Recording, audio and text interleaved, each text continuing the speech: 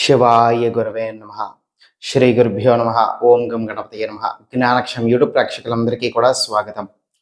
దశమహావిద్యలలో 8వ విద్య అయినటువంటి బగలాముఖి అమ్మవారు చాలా విశేషమైనటువంటి అద్భుతమైనటువంటి ఫలితాలను మనకి ఇస్తారనమాట. ఏ విధంగానంటే ప్రస్తుత కాలంలో ప్రస్తుత సమాజంలో ప్రతి ఒక్కరికి కూడా ఈ శత్రువుల యొక్క సమస్య ఇబ్బంది అనేటువంటి చాలా అధికంగా ఉంటూ ఉంటుంది. అంటే మనం ఒక ఎదుగుతున్నాము అని అంటే చూడలేనటువంటి వాళ్ళు, ఒక 4 రూపాయలు సంపాదిస్తున్నామంటే చూడలేనటువంటి వాళ్ళు, ఇలాగ మన మీదన పడి ఏడ్చేటువంటి వాళ్ళు ఈ యొక్క శత్రువులకి సంబంధించినటువంటి సమస్యలు చాలా ఎక్కువగా ఉంటూ ఉంటాయి. అందులో కొంతమంది ఇంకా కూడా మన యొక్క పతనం అనేటువంటిది విపరీతంగా కోరుకున్నటువంటి వాళ్ళు ప్రయోగాలు ఏవన్నా చేయటం కానీ, విపరీతంగా మన యొక్క చెడు కోరుకోవటం కానీ, ఏదో ఒక రకంగా మనల్ని ఇరికించాలనో, ఇబ్బంది పెట్టాలనో, బాధ పెట్టాలనో, కష్టపెట్టాలనో, దానికి సంబంధించినటువంటివి ఏవైనా కూడా చేయటం కానీ, ఇలాగా డైరెక్ట్గా కానీ ఇండైరెక్ట్గా కానీ అనే రకాలైనటువంటి ప్రయోగాలు కానీ ప్రయత్నాలు కానీ జరుగుతూ ఉంటాయి. అయితే బగలాముఖి అమ్మవారు ఏం చేస్తారు? బగలాముఖి అమ్మవారి యొక్క రక్షణ గనక మనకి ఉన్నట్లయితే గనక, ఆ విధమైనటువంటి శత్రువులు ఎవరైతే ఉన్నారో వాళ్ళ యొక్క మనస్సుని, వాళ్ళ యొక్క బుద్ధిని, వాళ్ళ యొక్క ఆలోచనని, వాళ్ళ యొక్క ప్రయత్నాలని అన్నిటినీ కూడా స్తంభింపచేస్తారు. అంటే ఆపివేస్తారన్నమాట. మన వరకు రాకుండా మన మీదన పని చెయ్యకపోగా అటువంటి రకమైనటువంటి ప్రయత్నాలు ఏవైతే చెయ్యాలి అని అనుకున్నారో వాళ్ళకి తిరిగి వ్యతిరేకమైనటువంటి పరిణామాలు వాళ్ళు ఎదుర్కొనేటువంటి విధంగా వాళ్ళకి పరిస్థితి అనేటువంటిది ఏర్పడుతుంది. అంతేకాకుండా ఎట్టి పరిస్థితుల్లోని కూడా ఇంకా మనల్ని హాని తలపెట్టాలనో, ప్రయోగం చెయ్యాలనో, లేకపోతే ఇరికించాలని, ఇబ్బంది పెట్టాలనో అటువంటి బుద్ధి, ఆలోచన అనేటువంటిది వాళ్ళు కోల్పోతారట. దాన్నే స్తంభింప చేయడం అని అంటారు. కోల్పోతారు. వాళ్ళకి ఇంకా ఆ యొక్క మనసు, ఆ యొక్క ఆలోచన కూడా వాళ్ళకి రాదనమాట, మన పట్ల రావాలి అని చెప్పి. ఆ విధంగా అమ్మవారు చేసి మనల్ని సంరక్షణ అనేటువంటిది ఏర్పరిచి మనల్ని రక్షిస్తారు.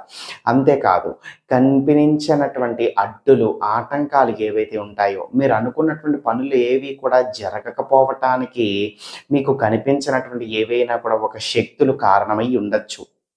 గ్రహ దోషాలు కావచ్చు, శత్రుఘోషలు కావచ్చు, నరఘోషలు కావచ్చు, ఇటువంటివి. అయితే ఇలా కనిపించినటువంటి శక్తులు ఏవైనా సరే మీ యొక్క అనారోగ్య సమస్యలకి కారణమవుతున్నా, అలాగే మీరు అనుకున్నటువంటి పనులు జరగకుండా మిమ్మల్ని ఇబ్బంది పెట్టి అడ్డులు, ఆటంకాలు కలగటానికి అవి కారణమవుతున్నా, దానికి కారణం అనేటువంటిది ఏదైనా సరే ఆ యొక్క కారణాన్ని అమ్మవారు ఆపివేస్తారు, స్తంభింపజేస్తారు. అప్పుడు మీకు అనుకున్నటువంటి విధంగా పనులు జరగటం కానీ, అఖండమైన ఐశ్వర్యం కానీ, ఆరోగ్యం కానీ, సంరక్షణ కానీ అన్ని విధాలుగా కూడా మీకు ఏర్పడుతుంది. అయితే ఇప్పుడు దీనికి సంబంధించే ఒక ప్రక్రియ, ఒక పరిహారం అనేటువంటిది మీ అంతటి మీరు ఏ విధంగా చేసుకోవచ్చు, ఈ రకమైనటువంటి యొక్క బగలాముఖి అమ్మవారి యొక్క రక్షణ మీరు ఈ విధంగా ఇప్పుడు నేను చెప్పినటువంటి విధంగా మీరు పొందడం కొరకు అనబడేటువంటి విషయాన్ని ఇప్పుడు మనం వీడియోలో తెలుసుకుందాం.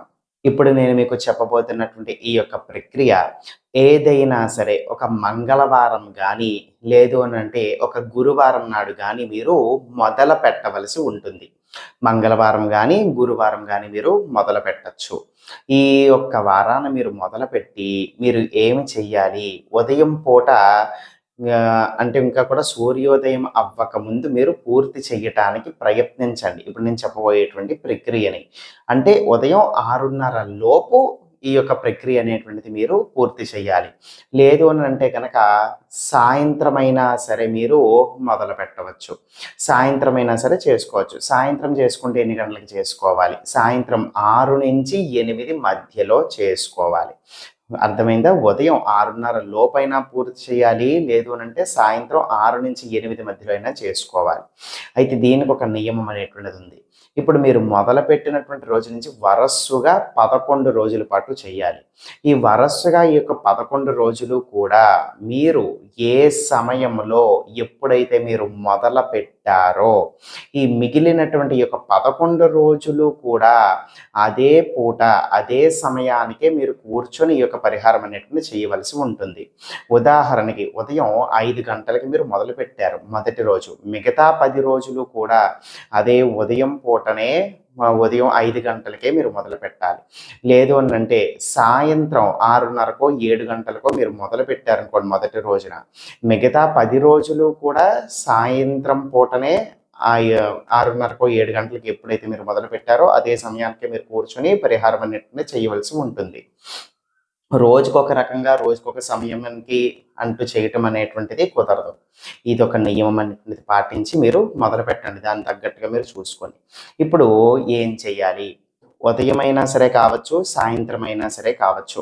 మీరు ఎప్పుడైతే మొదలుపెట్టారో ఈ యొక్క పరిహారం అనేటువంటిది చెయ్యటమో, ఏకాంతంగా ఉండేటువంటి గదిలో గానీ, లేదు అనంటే మీ యొక్క పూజా మందిరంలో గానీ చక్కగా కూర్చోండి.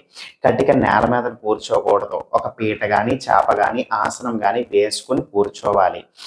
ఎప్పుడు చేసినా సరే ఉదయమైనా కావచ్చు, సాయంత్రమైనా కావచ్చు, శుభ్రంగా స్నానం చేసి కూర్చోవాలి శుభ్రంగా.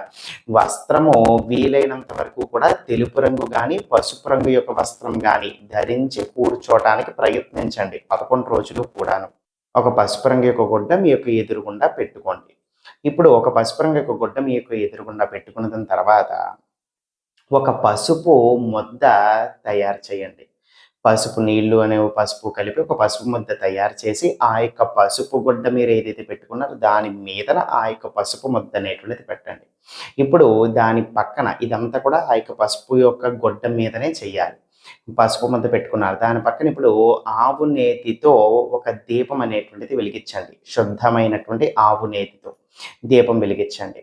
దీపం వెలిగించిన తర్వాత ఇప్పుడు వీలైనంత వరకు కూడా ముందుగానే మీ ఆ యొక్క ఏ పూటైతే మీరు చేయాలనుకుంటున్నారో ముందుగానే తెచ్చిపెట్టుకోండి పసుపు రంగు యొక్క పువ్వులు. పసుపు రంగులో ఉండేటువంటి చామంతి పూలు వంటివి ఏవైనా తీసుకొనొచ్చి పెట్టుకోండి. ఇంటిలో భద్రపరచుకోండి. ఈ యొక్క సమయానికి మీరు తీసుకొని వాడుకునేటువంటి విధంగా. ఇప్పుడు ఆ యొక్క పుష్పాలనేటువంటివి ఆ యొక్క దీపానికి, ఆ యొక్క వస్త్రము చుట్టూరా మీరు పెట్టినటువంటి పసుపు ముద్ద చుట్టూరా ఆ యొక్క పువ్వులనేటువంటిది పెట్టి అలంకరించండి. ఇప్పుడు వీలైతే ఇది కంపల్సరీ కాదు, వీలైనటువంటి వాళ్ళు చేసుకోవచ్చు. మీ యొక్క అరచేయి సైజ్ అంతా బగలాముఖి అమ్మవారి యొక్క ఫోటో తెచ్చిపెట్టుకోండి. ఇప్పుడు మనకి ఇంటర్నెట్ గూగుల్‌లో దొరుకుతూ ఉంటాయి. బగలాముఖి అమ్మవారి యొక్క ఫోటోలు కొడితే వస్తాయి. అది ఏదైనా సరే ఒకటి ఎంచుకొని నెట్ షాప్‌కి వెళ్ళి ఒక ఫోటో మాదిరిగా తయారు చేపించి మీరు తీసుకొని రావచ్చు ఇంటికి. ఈ విధంగా దాన్ని కూడా ఆ యొక్క పసుపు గుడ్డ మీదన పెట్టుకోవచ్చు. ఈ యొక్క 11 రోజులు కూడాను. 11 రోజులు పూర్తయిపోయిన తర్వాత ఆ యొక్క ఫోటోని, ఆ పసుపు ముద్దని అన్నిటినీ కూడా మీరు ఏదైనా ప్రవహిస్తున్నటువంటి నదిలో గానీ, చెరువులో గానీ, బావిలో గానీ, సముద్రంలో గానీ, లేదు అంటే ఏదైనా సరే ఒక చెట్టు మొదల్లో గానీ మీరు దాన్ని పారవేసేయొచ్చు. అయితే ఈ విధంగా ఫోటో పెట్టుకోండి. ఫోటో పెట్టుకొని ఇప్పుడు కూర్చొని నమస్కారం చేసుకొని, ఆ బగలాముఖి అమ్మవారిని తలుచుకొని ఖచ్చితంగా గుర్తుపెట్టుకోండి. మీ యొక్క సంకల్పం అనేటువంటిది చాలా ముఖ్యము, చాలా అవసరము. ఆ బగలాముఖి అమ్మవారిని తలుచుకొని ఇప్పుడు మీరు కోరుకునేటువంటిదే సంకల్పం అన్నమాట. నాకు ఎదురవుతున్నటువంటి అడ్డులు, ఆటంకాలన్నీ తొలగిపోవాలి. నన్ను ఇబ్బంది పెట్టాలి అని అనుకుంటున్నటువంటి శత్రువులు ఎవ్వరూ కూడా నా జోలికి రాకుండా స్తంభింపచేసి నన్ను సంరక్షించు తల్లి. నాకు కనిపించకుండా నన్ను ఇబ్బందులకి గురి చేస్తూ నా యొక్క పనులన్నిటికీ కూడా అడ్డులు, ఆటంకాలనేటువంటివి దేని వలనైతే కలుగుతున్నాయో అటువంటి శక్తులు ఏది ఏమైనా సరే అవన్నీ కూడా ఆపివేసి నన్ను సంరక్షించు తల్లి అని ఈ విధంగా మీరు నమస్కారం చేసుకోవాలి. అంతే తప్ప ఎవరికీ కూడా హాని తలపెట్టాలి అని గానీ, చెడు ఉద్దేశంతో గానీ, చెడు ఆలోచనలతో గానీ మీరు ఇటువంటి ప్రక్రియలు అనేటువంటివి చేస్తే మీకు వ్యతిరేకమైనటువంటి ఫలితాలు వస్తాయి. ఇబ్బందులు పాలవుతారు అవి పని చెయ్యకపోగా. ఎందుకు అనంటే దీనికి సంబంధించినటువంటి ఇటువంటి బగలాముఖి అమ్మవారికి సంబంధించిన విషయాలు ఖచ్చితంగా ఉపదేశం తీసుకొని మీరు సాధన చేసి దాని యొక్క విధి విధానం పద్ధతి అంతా వేరేగా ఉంటుంది. కానీ ఇప్పుడు నేను మీకు చెప్తున్నటువంటిది ఒక భక్తి పూర్వకంగా ఒక భక్తుడు అమ్మవారిని ఆరాధన చేసి కొలిచి ఆమె యొక్క అనుగ్రహాన్ని పొందడానికి చేసేటువంటి ప్రయత్నము అదే ఈ యొక్క పరిహారం అన్నమాట. కాబట్టి ఆ విధంగా పనిచేస్తుంది కాబట్టి శుద్ధమైనటువంటి మనసుతో సాత్వికంగా కేవలం మీకు మంచి జరగడం కోసం మీ యొక్క క్షేమం కొరకు మిమ్మల్ని సంరక్షించమని అటువంటి కనిపించకుండా ఉంటున్నటువంటి అడ్డులు, ఆటంకాలు దేనివల్ల అనేది కలుగుతున్నవన్నీ తొలగిపోవాలని, శత్రువులు, నరఘోష సమస్యలు తొలగిపోవాలని నమస్కారం చేసుకోండి. అప్పుడు ఖచ్చితంగా పనిచేస్తుంది అంతవరకే. అయితే ఈ విధంగా నమస్కారం చేసుకోండి. నమస్కారం చేసుకున్నప్పుడు కూర్చొని కళ్ళు మూసుకొని. లేదు అనంటే ఒకవేళ మంత్రం రాకపోతే ఒక పేపర్ మీద రాసుకోండి. చూసైనా చదువుకోండి. నేను చెప్పబోయేటువంటి ఈ యొక్క మంత్రాన్ని, ఇది చాలా శక్తివంతమైనటువంటి మంత్రము. బగలాముఖి అమ్మవారి యొక్క మంత్రము. ఒక 108 సార్లు జపం చేయాలి. జపము కోసం మీరు వేళ్ళ మీదనైనా లెక్క పెట్టుకోవచ్చు. లేదంటే రుద్రాక్షమాల మీదనైనా లెక్క పెట్టుకోవచ్చు. తులసి మాలతోనైనా లెక్క పెట్టుకోవచ్చు. ఏదైనా సరే వాడుకోవచ్చు. ఏది లేకపోతే వేళ్ళతోనే లెక్క పెట్టుకోవచ్చు. ఈ విధంగా 108 సార్లు జపం చేయాలి. మంత్రం తెలియజేస్తున్నాను వినండి. ఓం హ్లీం బగలాముఖీ సర్వదుష్టానాం వాచం ముఖం పదం స్తంభయ జిహ్వాం కీలయ బుద్ధిం వినాశయ. హ్లీం ఓం స్వాహ. విన్నారు కదా, ఇది ఆ యొక్క మంత్రం.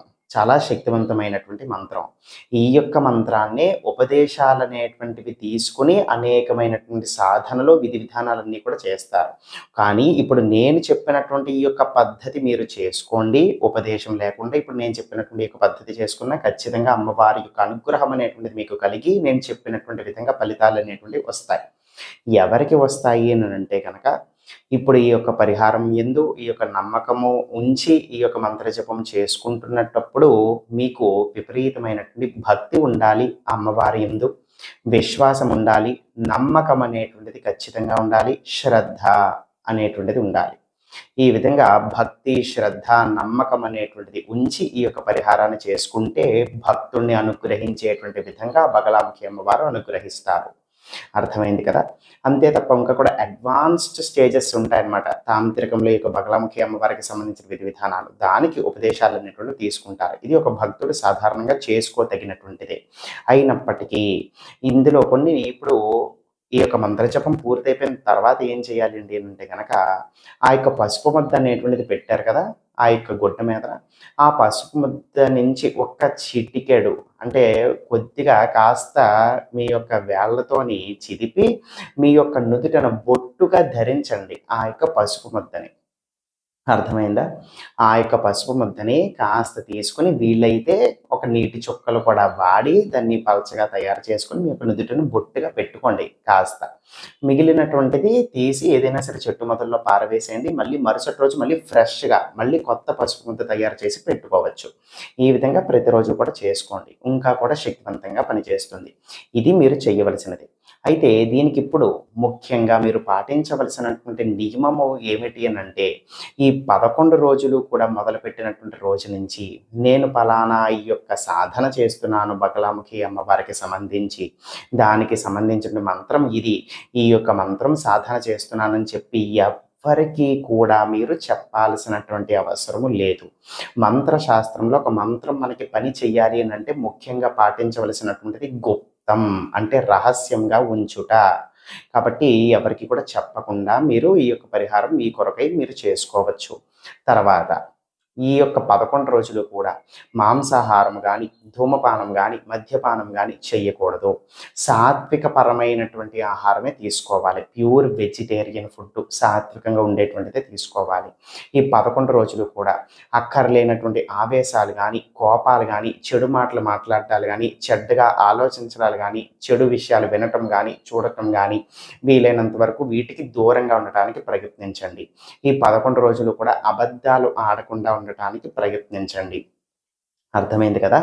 అయితే ఈ యొక్క నియమాలనేటువంటిది పాటించి ఈ యొక్క 11 రోజులు కూడా మీరు చేసుకున్నట్లయితే ఆ బగలాముఖి అమ్మవారు మిమ్మల్ని అనుగ్రహిస్తారు. ఆమె యొక్క అనుగ్రహం వలన అన్ని రకములైనటువంటి శత్రు సమస్యలు, నరఘోష సమస్యలు, అలాగే కనిపించకుండా అన్నిటి విషయాల్లోని అడ్డులు, ఆటంకాలు దేని వలనైతే ఎక్కువ కలుగుతున్నాయో అది గ్రహ దోషాల వల్ల కావచ్చు, శత్రు ఘోషాల వల్ల కావచ్చు, ప్రయోగ బాధలో ప్రయోగ విషయాల వలన ఏవైనా కూడా కావచ్చు. ఇలా ఈ కారణం ఏదైనా సరే అవన్నీ కూడా స్తంభింపచేసి అమ్మవారు వాటిని తొలగించి మిమ్మల్ని సంరక్షిస్తారన్నమాట. అర్థమైంది కదా. సర్వే జనా సుఖినో భవంతు. శివార్పణమస్తు. ఒకానొక సమయంలో దేవతలు సహితంగా ఈ విధంగా ఇబ్బందులు, కష్టాలు అన్నీ కూడా అనుభవిస్తూ ఉన్నారు.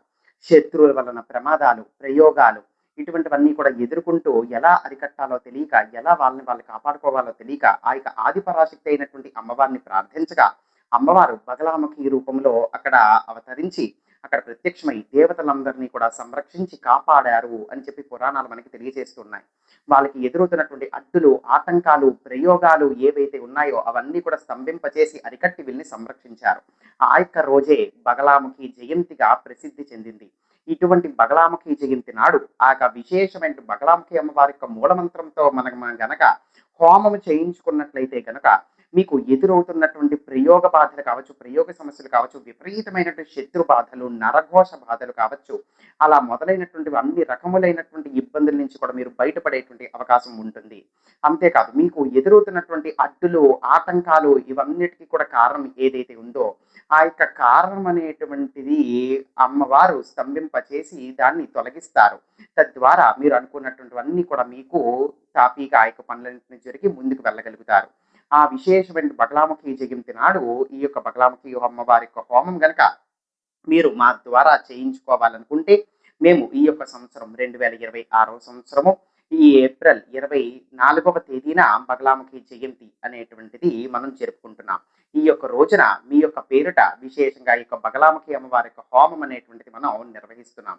కాబట్టి భక్తులు ఆసక్తి కలిగినటువంటి వాళ్ళు కనిపిస్తున్నటువంటి మా యొక్క వాట్సాప్ నంబర్కి మీరు కనుక బగలాముఖి దేవి అని మెసేజ్ పెట్టినట్లయితే గనక మీ యొక్క గోత్రము పేర్లు అనేటువంటివి మేము సేకరించి మీ యొక్క పేరిట ఈ యొక్క బగలాముఖి అమ్మవారి యొక్క హోమం అనేటువంటిది మేము నిర్వహిస్తాం.